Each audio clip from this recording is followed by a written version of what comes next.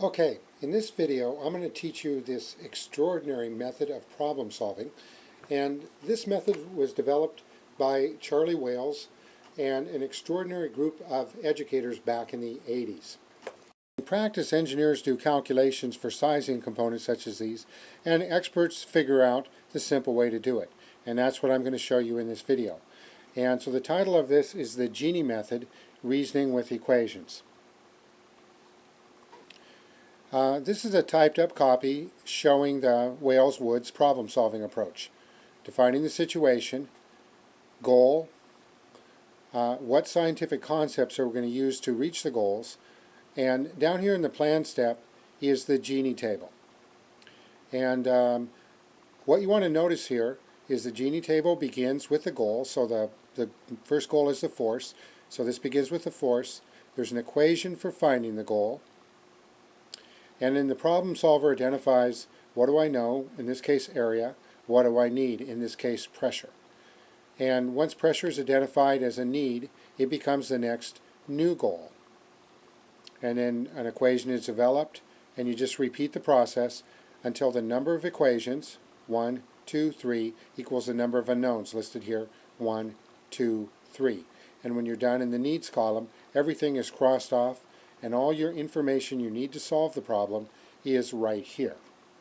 This is the final exam in fluid mechanics. The situation shows that a pump is drawing water from a reservoir, flowing through a tube, and filling a tank. The goal is the flow rate through the piping system. Some of the scientific concepts are the energy equation, the flow rate equation. In the plan step, the student has built a Genie table. Notice about this work, it's very well organized, very easy to follow, and the young lady who did this wasn't even an engineering student. She was a geology major taking the fluid mechanics because she was interested in volcanology. So, all right, let's look at an example problem. So a team located helium canisters that have a rated capacity of 1.4 newtons of helium. And the question is, what diameter of balloon can be filled with a single canister? Let's assume the helium is at standard atmospheric conditions. Next, let's define the situation.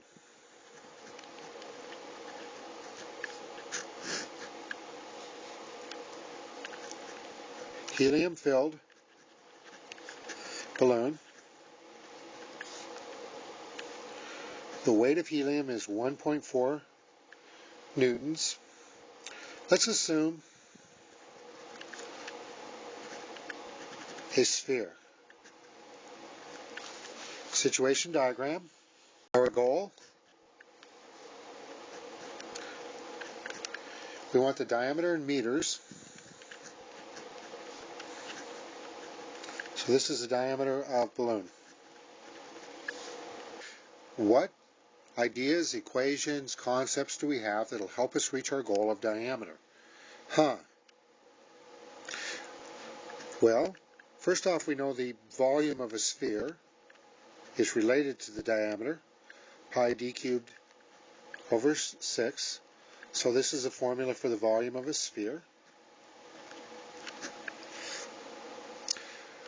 And we have some information about weight. And we know that weight is equal to mass times the gravitational constant. And this is the law of universal gravitation. And so we've got mass going here. Seems like we'll need density. So this suggests the ideal gas law. P is equal to rho RT. Ideal gas law. Excellent. Let's see if we can solve this problem with the Genie method. So for my plan, I'm going to build a Genie table. And so I'm going to start by writing goal, equation, need, and information. And I leave most of my room here for writing the equation, so I'll draw a line downward like this. I'll draw a line downward like this, and a line downward like this. to build the table. Okay, the starting place for solving any problem is what equation do I have that involves my goal? And if you don't have an equation that involves your goal, you cannot solve the problem. And in this case, we do have an equation that involves the goal. So the goal here is diameter, and the equation is the volume of a sphere. Volume is equal to pi d cubed over 6. So diameter here is the goal, and I use a little question mark with a box around it to indicate a goal. And volume, is that known or unknown? That's unknown, so it goes over here in the needs column. So my new goal becomes volume. And I scratch off volume here because now I'm going to find an equation for volume. But as I look through my three equations, I've already used up the volume equation, and my other two equations don't have volume in it. So I know for sure I need another equation. So again, I go back to questions. What other things do I know that might be helpful? And I think, aha, density is the ratio of mass to volume. So this is the definition of average density. This has volume in it. Let me go ahead and proceed. So density is the ratio of mass to volume. So this equation has my goal in it. And now I have another unknown, mass, which I need to solve for.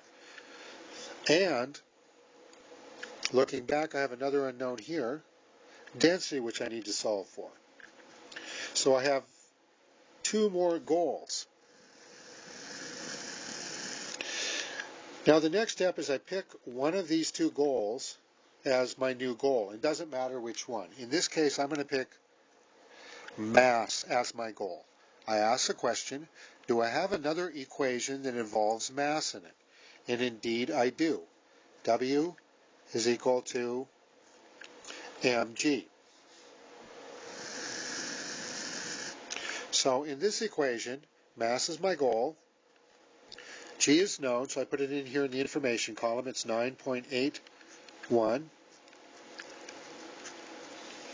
meters per second squared. So G is known. Oh, and W is known here. W is equal to 1.4 newtons.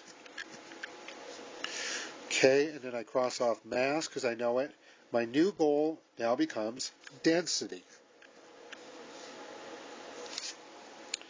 Okay, and so pressure is equal to density, gas constant temperature. I have an equation that involves density. So I cross this off here. And let's see, in this equation, pressure is standard pressure, so I know that. 101 times 10 to the third pascals. Density is my goal. The gas constant I can look up, and I went ahead and did that, and it's 2,077 joules per kilogram K, and that comes out of table A.2. So I'll document there in my information column. So the gas constant's known, and the temperature, let's see, the temperature standard condition, so that's 293 K.